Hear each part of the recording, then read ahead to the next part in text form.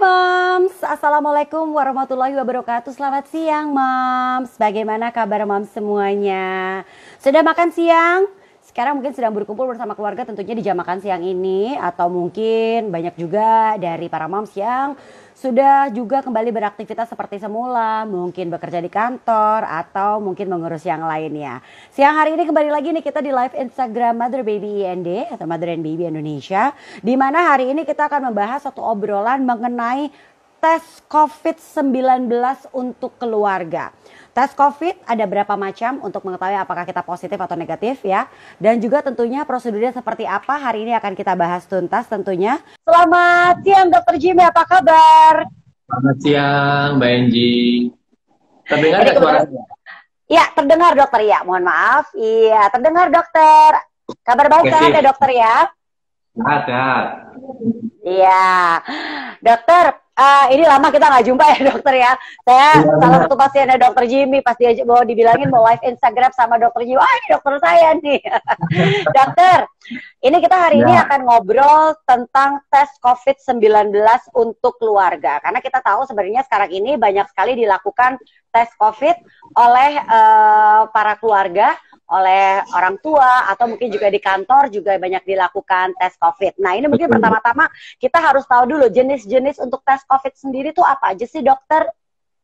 Oh, sebenarnya banyak cara ya untuk memeriksa COVID-19, tapi mungkin yang sedang tren atau sering banyak orang lakukan untuk screening sekarang rapid test ya.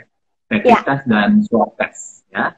Yang paling sering sekarang mungkin paling banyak itu rapid test. Nah kita mungkin harus pahami dulu itu rapid test itu sebenarnya apa ya?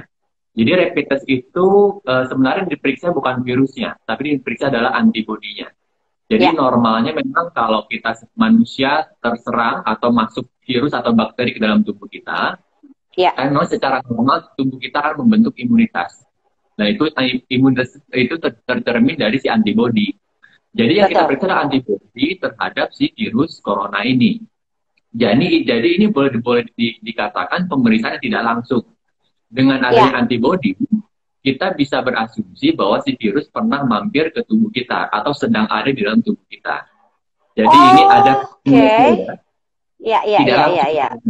beda dengan tes swab. Nah, tes swab itu kita memeriksakan materi genetik dari si virus. Jadi kita ambil sampel dari hidung. Kalau terambil si virus, kita periksakan ternyata ada RNA-nya atau materi genetiknya, berarti positif bahwa ada si virus dalam badan. Sehingga itu konfirmasi bahwa dia sedang ada virus di badan kita. Gitu-gitu. Langsung pemeriksaan. Jadi memang yang paling sering sekarang atau yang paling banyak dilakukan untuk screening awal adalah rapid test tadi ya dokter ya. Rapid test itu dengan cara pengambilan darah. Itu yang di ujung jari kayak istilah tuh ada yang bilang kayak tes buat ngambil untuk mengetahui golongan darah gitu ya dokter ya. Ya betul. Paling mudah sebetulnya tidak harus lewat darah dari jari ya. Tapi bisa juga dari ambil darah dari pena, dari seperti orang ambil darah. Jadi sekarang kan lagi ngetren periksa di lapangan parkir, di lapangan mana gitu ya, untuk cepat. Memang lewat jari. Tapi sebenarnya akan lebih akurat jika kita ambil lewat darah pena sebetulnya. Tapi untuk ambil di sini, darahnya itu perlu diproses ke dalam laboratorium. Jadi biasanya butuh fasilitas kesehatan tempat gitu. Tingkat akurasinya sendiri dokter untuk tes rapid atau yang pengambilan darah itu tuh berapa persen dokter? Nah ini tergantung. Jadi banyak faktor yang mempengaruhi tingkat positifnya hasil tes rapid ini. Pertama kita periksa kapan dulu ya, misalnya ini kan tadi saya bilang kalau ini kan tesnya terhadap antibodi. Nah antibodi itu biasanya terbentuk setelah beberapa saat virusnya masuk. Dan untuk kasus virus corona ini, sebenarnya rata-rata antibodi ini baru terbentuk pada hari ke-9 sampai ke-14 setelah virusnya masuk. Bisa lebih cepat, bisa lebih lama. Ya, bisa lebih cepat dari itu. Tapi rata-rata hari ke-9, hari ke-8 paling cepat sebetulnya. Jadi misalnya kalau baru hari kedua, hari ketiga kita periksa rapid test, bisa saja hasilnya keluarnya negatif, padahal kita sudah terinfeksi sama COVID-19. Jadi ini harus memperhatikan juga kapan waktu kita periksa rapid test ini. Nah, ada studi yang menyebutkan bahwa kalau kita periksa pada minggu pertama kita terkena COVID-19, itu tingkat positifnya cuma 40%. Ya, setelah hari ke-15 itu meningkat sampai ke 80%. Di atas hari ke-20 hampir mencapai 100%. Jadi ini hati-hati dalam menginterpretasi hasil rapid test ini. Begitu. Jadi dan kalau positif tidak berarti serta-merta pasiennya pasti COVID-19, harus hati-hati juga. Kenapa bisa begitu? Untuk rapid test ini ya dokter ya, untuk rapid test ya. Oke. Jadi kalau rapid test kita berarti ada antibodi terhadap si virus. Nah, kalau positif, satu bisa berarti kita sedang terinfeksi si virus COVID-19 ini. Kedua, artinya mungkin saja dulu pernah kena COVID-19, sudah sembuh. Ya. Tapi masih ada di badan antibodinya ya dokter ya? Antibodi, betul. Karena antibodi memang normalnya beberapa bulan, bahkan bertahun-tahun. Begitu. Ketiga, bisa juga namanya false positif. Ya, apa itu false positif? Karena antibodi ini bisa bercross reaksi dengan virus corona lain. COVID-19 adalah salah satu coronavirus. Tapi masih banyak jenis-jenis virus lain yang tergolong coronavirus. Jadi bisa saja dulu dia pernah terinfeksi coronavirus lain, misalnya common cold itu coronavirus, hasilnya bisa positif. Padahal dia tidak mempunyai COVID-19. Baik, jadi yang paling akurat itu untuk tes, untuk kita mengetahui apakah kita positif COVID-19 itu adalah dengan melakukan swab test sendiri ya dokter ya? Betul, swab test atau PCR, karena itu hasilnya sangat konfirmatif, tapi ada juga kelemahannya. Ya, kelemahannya begini. Ada namanya false negatif. Ya, dia sebenarnya sebenarnya dia sudah terkena COVID-19 tapi begitu di swab hasilnya negatif. Nah, masih banyak hal yang mempengaruhi hasil tes swab test ini juga. Pertama, lagi-lagi kapan kita periksanya. Beda dengan rapid test, kalau rapid test kan cenderung positif setelah sekian lama pasiennya terkena virus itu. Iya. Sedangkan swab test lebih cenderung positif pada awal-awal pasien mempunyai gejala. Oh baik, ini informatif sekali nih, kita jadi tahu. Iya. Jadi kalau minggu pertama di swab test, chance buat positifnya lebih tinggi dibandingkan setelah minggu kedua ada gejala. Begitu. Kemudian juga ada pemeriksaannya. Saat ini sih cenderung orang ambil lewat dari hidung ya, dari hidung. Iya. Seperti lidi panjang, seperti cotton bud begitu, sampai ke belakang tenggorok kita. Sebetulnya. Ya dulu ada orang ambil dari pipi, dari belakang tenggorokan saja, ya gitu macam-macam tekniknya. Tapi sekarang paling akurat kita ambil dari hidung sampai ke belakang tenggorok. Nah, kalau ambilnya kurang tepat, itu bisa saja tidak ambil si materi genetik virusnya kan seolah-olah negatif. Iya. Ini kan sampling. Jadi kita boleh ambil contoh begini umpamanya, misalnya kalau kita ada karung beras. Karung beras itu normal. Kita taruh 5 butir kelereng ke dalam karung beras itu, ya. Nah, si kelereng ini adalah si virus misalnya contohnya. Nah, swab test itu prinsipnya adalah secara blind, mata tertutup, kita disuruh mengambil dengan 1 kali ambil, terambil tidak kelerengnya. Ya, jadi kalau kita ambil 1 kali, kebetulan tidak dapat kelerengnya, maka hasilnya bisa negatif. Padahal ada kelereng di situ. Iya, benar. Iya. Jadi semakin sering kita lakukan pengambilan, semakin sering kita melakukan sampling, chance buat positifnya semakin tinggi. Nah, begitu juga dengan PCR, swab test ini. Semakin kita lakukan berulang, maka kemungkinan positifnya akan semakin tinggi. Jadi sampai saat ini, kalau satu kali pemeriksaan swab negatif, tetapi klinis 3 sekali pasien ini terkena COVID-19 harus diulang. Oke, baik. Ini menarik sekali. Dok, pertanyaan saya, pengen tahu ya dok ya, sakit nggak sih dok swab test? Karena banyak juga yang, aduh aku takut swab test, sakit katanya gitu. Ya. Ini sebelum kita mulai bacakan pertanyaan dari para moms ya dokter ya. Ini tentu ambang rasa nyeri tiap orang beda-beda ya. Ya, common sense saja. Kalau orang sudah dari awal takut duluan, pasti sakit.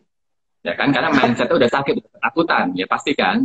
Tapi banyak juga, saya sendiri sudah menjalani swab test sudah 2 kali. Ya, syukur hasilnya negatif.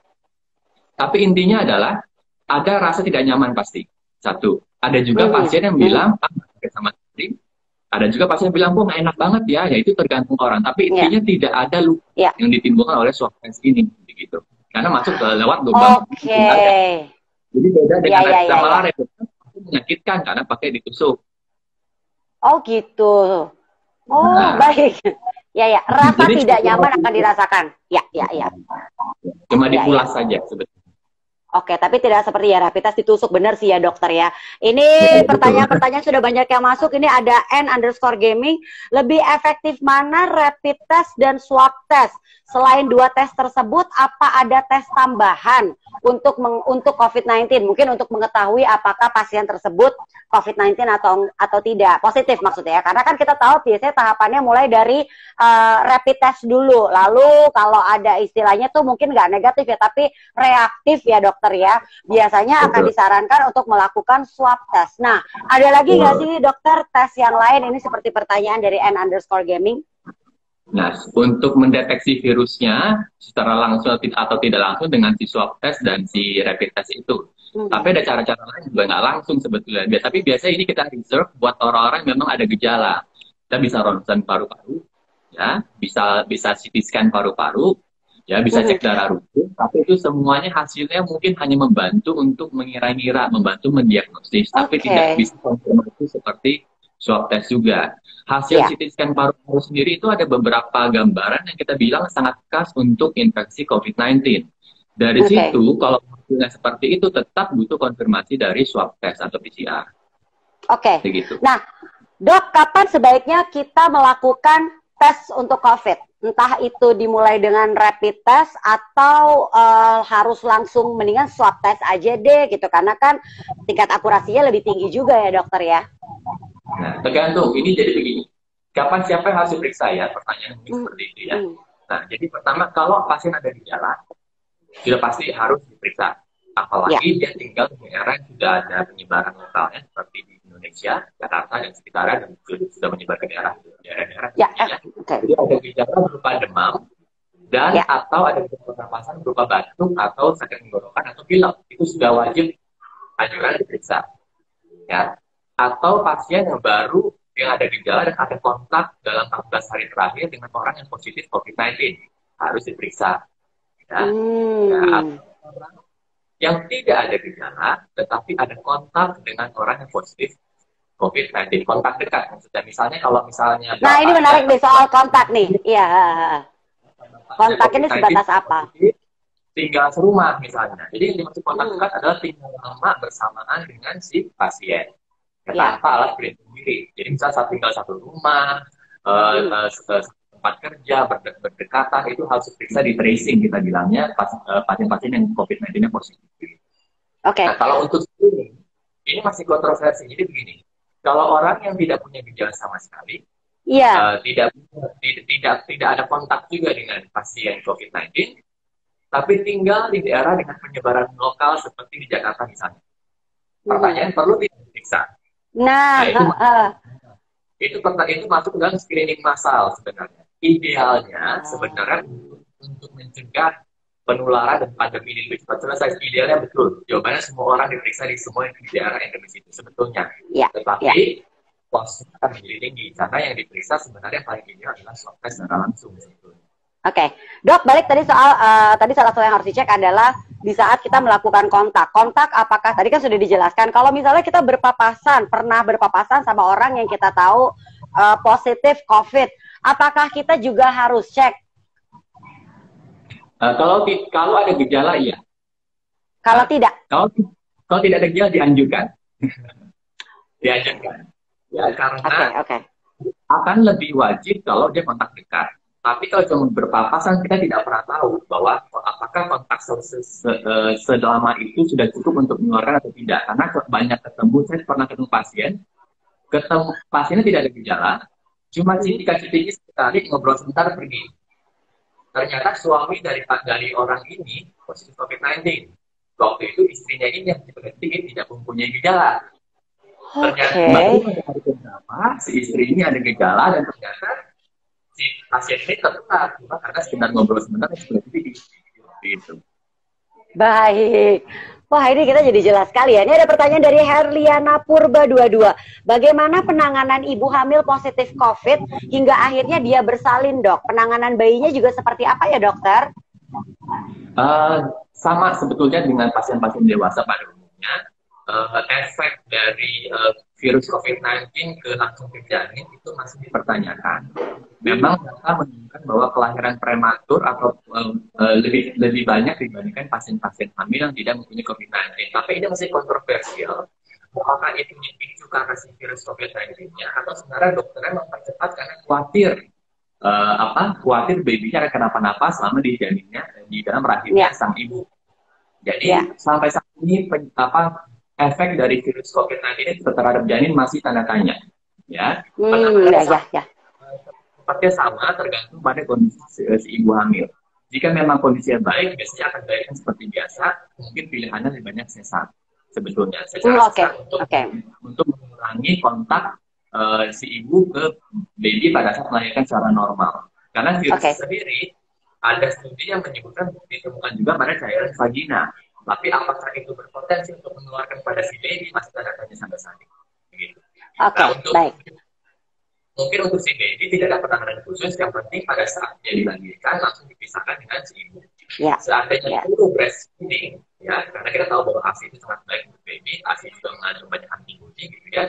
Itu tergantung situasi, biasanya dokter masih akan menganjurkan, tetapi si ibu harus diedukasi untuk hand hygiene yang baik ketika dia mau memberikan, menggendong babynya, memerah susunya, begitu ya, dan harus memakai masker atau face shield sekalian untuk mencegah penularan langsung dari ibu ke baby waktu digendong. Gitu.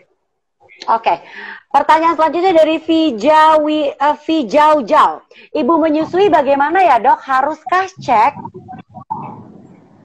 Maksudnya tanpa gejala? Mungkin ini nggak dijelaskan, tapi kalau sebaiknya ibu menyusui mungkin dengan apakah mungkin karena dia juga sudah beraktivitas gitu, sudah banyak mungkin ya sudah kembali beraktivitas kan pasti akan bertemu dengan orang yang kita juga nggak tahu ya dokter ya. Nah, ini gimana tuh dokter? Kalau penularan lewat ASI ke baby sampai saat ini belum terbukti. Ya, itu pertama. Jadi jangan khawatir, ibu-ibu yang mau menyusui silakan menyusui babynya dengan seperti biasa. Nah, tapi baik lagi pertanyaannya, mungkin ini balik ke zaman seperti yang tadi saya katakan, siapa saja yang perlu di screening. Nah, kalau memang kita tidak ada gejala, tidak ada Ya. kontak dengan pasien positif, sifatnya sangat opsional. Ya. Mau diperiksa untuk screening saja boleh, tidak pun selama tidak ada gejala, ya tidak apa-apa. Karena pertimbangannya dari segi kontak. Oke, selanjutnya dari Q Female Fun. Dok, pasien yang sembuh itu tuh penanganannya apa ya? Apakah dikasih obat atau dikasih apa ya dokter?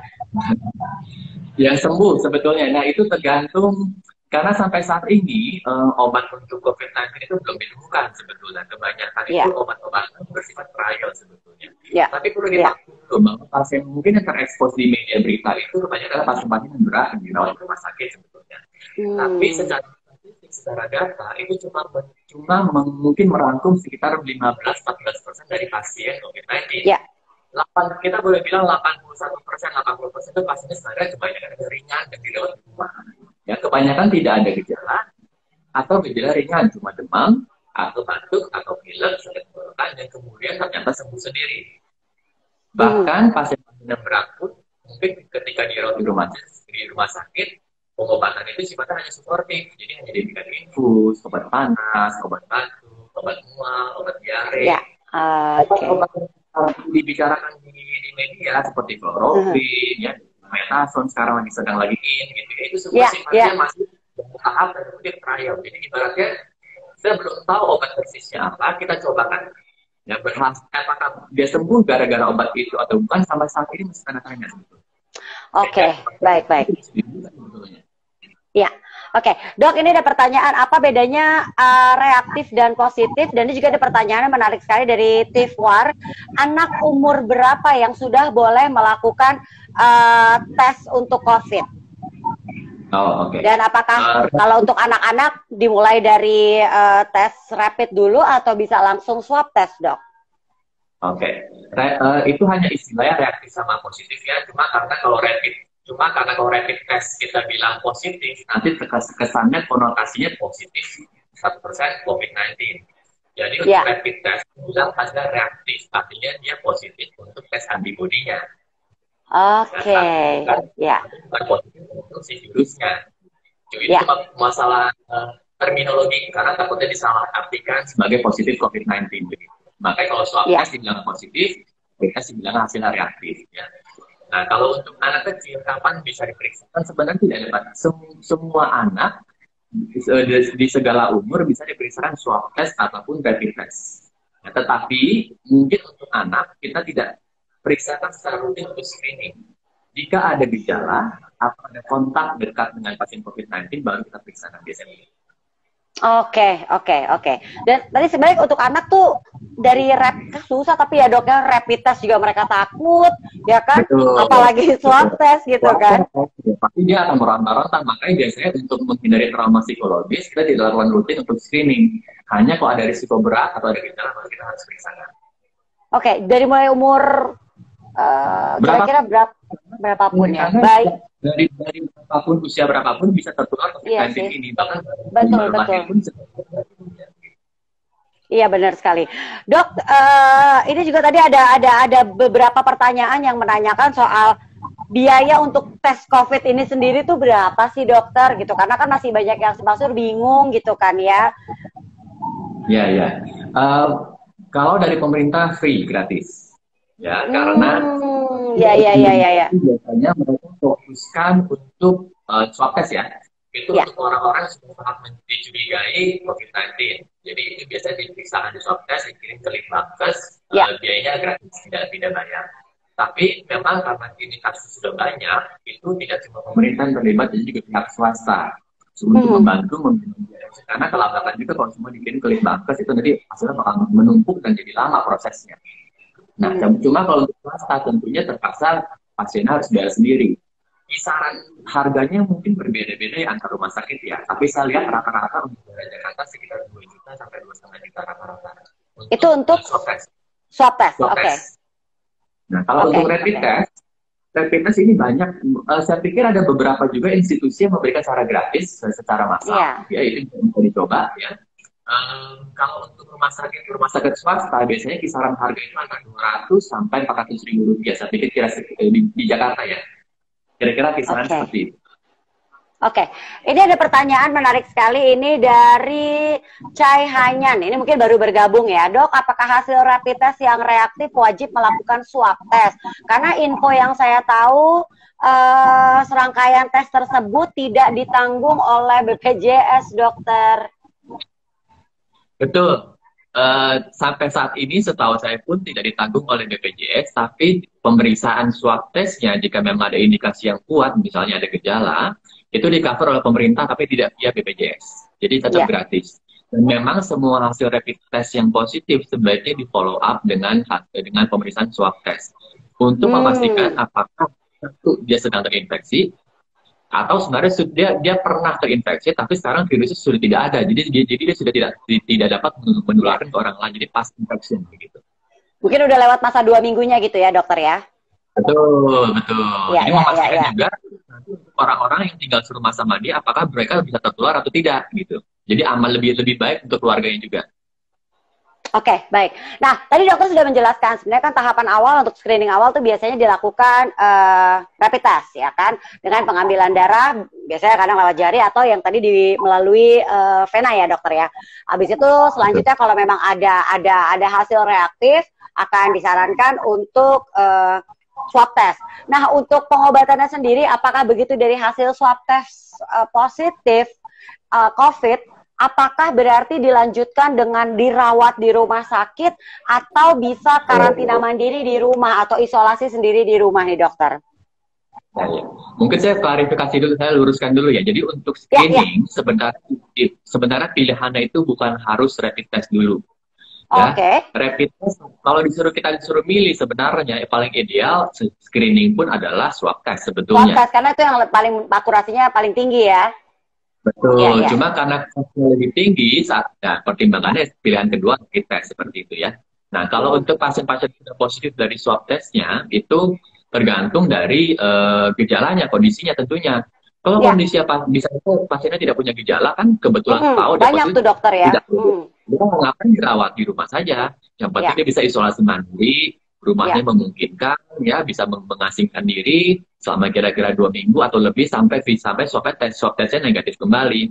Atau Ya. pasien-pasien yang ada gejala, tapi gejala ringan, misalnya dia cuma demam, ya minum saja obat panas, dia bisa makan, bisa minum, istirahat saja di rumah. Begitu, Ya. obat-obatannya sifatnya hanya untuk mengurangi gejala, obat batuk, obat mual, obat diare, seperti itu. Tidak semua pasien dengan COVID-19 harus dirawat, karena ingat 80% pasien Hmm. ringan dengan atau tanpa pneumonia atau infeksi paru-paru. Bahkan orang yang COVID-19 sebenarnya ada infeksi paru-paru pun bisa saja ada gejala ringan, tidak perlu dirawat. Nah, Oke. kapan perlu dirawat? Kalau kondisi umumnya buruk, misalnya dia muntah-muntah hebat, nggak bisa makan, nggak bisa minum, tentu perlu dibantu dengan infus. Kalau dia sesak napas berat, tentu perlu Oke. bantu infus. Oke, nah ada pertanyaan berikutnya yang menarik sekali. Ini selamat siang dulu untuk Maria, nanti akan dihubungi ya untuk pemenang hadiah dari yang waktu itu ya. Kalau memang beruntung dan menang waktu itu ya. Oke, berikutnya adalah dari Debbie Bide. Dok, maaf mau tanya, apakah sepulang dari luar daerah yang zona merah harus karantina mandiri walaupun hasil rapid testnya non reaktif? Jelas harus, ya, karena tadi saya sudah bilang, Iya rapid betul. test, walaupun hasilnya negatif, tidak berarti pasti tidak membawa virus. Karena Ya. lagi-lagi rapid test baru cenderung positif pada minggu kedua setelah pasiennya mempunyai gejala sebetulnya. Ya. Jadi rapid test tidak menjamin seseorang tidak membawa virus tersebut. Jadi paling baik Oh ya adalah betul. karantina selama 14 hari, karena masa inkubasinya diperkirakan memang paling lama 14 hari itu sampai dia muncul gejala begitu. Oke, selanjutnya dok, mungkin yang kita harus tahu sama-sama adalah seandainya kita sudah melakukan rapid test atau swab test deh, kita sudah melakukan swab test. Kita perlukah melakukan tes lagi, karena ada yang bilang gini, udah selesai, udah swab test hasilnya negatif, tapi mungkin karena kita juga sudah kembali lagi beraktivitas di era new normal ini, kita tuh harus melakukan entah rapid atau bahkan swab test secara berkala. Apakah seperti itu, dokter? Itu problemnya saat ini, karena kita tidak tahu pandemi ini akan selesai kapan, betul ya? Karena tes yang negatif itu cuma mencerminkan pada saat itu. Besok tertular sama siapa, kita nggak tahu. Ya kan? Jadi saya pikir ini kembali ke diri masing-masing, menilai seberapa tinggi risiko dia untuk terkena infeksi. Ambil contoh, misalkan seperti kami tenaga medis, tentu kami harus memeriksakan berulang-ulang. Ya, bahkan kalau di rumah sakit saya, untuk tenaga medis itu kami lakukan swab test tiap minggu. Ya, rapid test bahkan bisa tiap 10 hari tergantung kondisi. Karena kami tahu bahwa kami berisiko tinggi, tiap hari bertemu orang lain dalam kontak dekat, tidak mungkin jaga jarak. Nah, seandainya kita bisa jaga jarak dengan orang lain, tentu kita risikonya akan lebih rendah begitu. Jadi ini sangat-sangat pilihan. Intinya, kalau saat ini swab test negatif, tidak menjamin bahwa ini akan negatif selamanya. Betul, karena kan apalagi kalau kita sudah kembali beraktivitas, ya kan sudah keluar rumah, ini kan masih mungkin aja kita terpapar virus corona sendiri ya dokter ya. Berarti memang idealnya kalau kita sudah mulai beraktivitas, kita sudah harus ya mulai secara berkala ya dokter ya. Berkala, tidak ada patokan waktunya, tergantung risiko masing-masing saya pikir. Oke. Ya apalagi kalau kita berada di misalnya, ada yang bilang kan kita di zona merah, atau mungkin kita tahu di lingkungan tempat kita bekerja, atau di lingkungan yang dekat dengan kita itu ada yang positif COVID-19 ya dokter ya? Betul. Oke, baik dokter, terima kasih banyak, ini informasinya sangat bermanfaat sekali, kita jadi lebih tahu nih tentang tes COVID-19, karena kan masih simpang siur, dan salah satu lagi, sebaiknya melakukan tes COVID itu baik rapid test ataupun swab test di mana dokter? Karena kan sebenarnya banyak yang mulai melakukan sendiri nih dok, dan banyak yang bilang jangan gitu kan ya. Ya ini mungkin bisa diinformasikan juga nih dokter. Saya pikir banyak rumah sakit swasta yang bisa melakukan pemeriksaan rapid test maupun swab test. Jadi tinggal datang saja ke fasilitas kesehatan terdekat. Bahkan di puskesmas pun bisa melakukan swab test jika memang ada pasiennya ada indikasi. Satu hal perlu saya beritahu soal rapid test ya. Rapid test ini di dunia ini banyak banget mereknya. Berbagai macam pabrik membuat, China, di Amerika, di negara lain. Nah, hati-hati, tidak semua rapid test mempunyai reliabilitas yang baik. Bahkan FDA sendiri di Amerika itu sudah memberikan beberapa list merek merek rapid test yang mereka anggap itu baik karena sudah teruji dengan baik. Karena ada juga yang fraud. Oh, ya Nah, ya ya ya jadi ya ya. hati-hati. Saya tahu saat ini di online banyak orang jualan rapid test. Nah, itu banyak orang-orang yang iseng suka beli dengan harga sekian. Nah, tapi mereknya itu kadang-kadang kita nggak tahu apakah ini benar-benar berfungsi baik atau tidak. Hati-hati. Karena takutnya kalau mereknya tidak baik, tidak teruji dengan baik, hasilnya keluar negatif semua. Kita nggak pernah tahu jadinya. Ya. Oh, Ya. Dok, satu pertanyaan terakhir lupa saya tanyakan tadi. Ya. Setelah kita melakukan swab test, kalau rapid test kan mungkin emang hasilnya segera keluar. Kalau untuk swab test, berapa hari sih dokter hasilnya kita bisa ketahui? Sebenarnya swab test itu bisa keluar dalam waktu beberapa jam. Oh gitu, oke. Sebetulnya. Iya. Cuma karena loadnya banyak, prosesnya menjadi lama. Iya, Jadi iya, iya, iya. tergantung kepada institusi yang mengerjakan. Semakin loadnya banyak, itu nanti seperti bottleneck effect. Jadi keluar jadi satu-satu. Baik, oh Jadi paham. sebenarnya bisa cepat, cuma kadang banyak jadi lama. Oke, sebenarnya saya nggak. Rata-rata 3 hari sampai seminggu lah rata-rata saat ini. Kira-kira gitu. Oke. Ada yang bisa 1 hari, misalnya bisa begitu. Baik. Ini informasi sekali lagi bermanfaat banget. Terima kasih Dokter Jimmy. Sudah menyediakan waktu untuk ngobrol-ngobrol bersama dengan para moms di live Instagram Mother and Baby. Ini tentunya menjadi menjadi pengetahuan sendiri buat kita. Jadi kita lebih paham lagi apa yang harus kita lakukan dan prosedurnya seperti apa kalau kita menjalani tes COVID-19 ini. Dokter Jimmy, salam untuk dokter saya, Dokter Andre. Kepada dokter. Sampai ketemu lagi. Terima kasih. Iya, saya ngerti. Selamat bertugas ya dokter, sampai ketemu. Bye. Dan terima kasih juga tentunya untuk moms yang sudah menyaksikan, terima kasih juga yang sudah bertanya. Ini IGTV-nya Mother Baby IND, jadi nanti bisa disimak lagi dari awal kalau buat yang ketinggalan, yang ingin mengetahui lebih banyak lagi tentang tes COVID-19 untuk keluarga. Selamat siang dan sampai jumpa lagi. Assalamualaikum warahmatullahi wabarakatuh.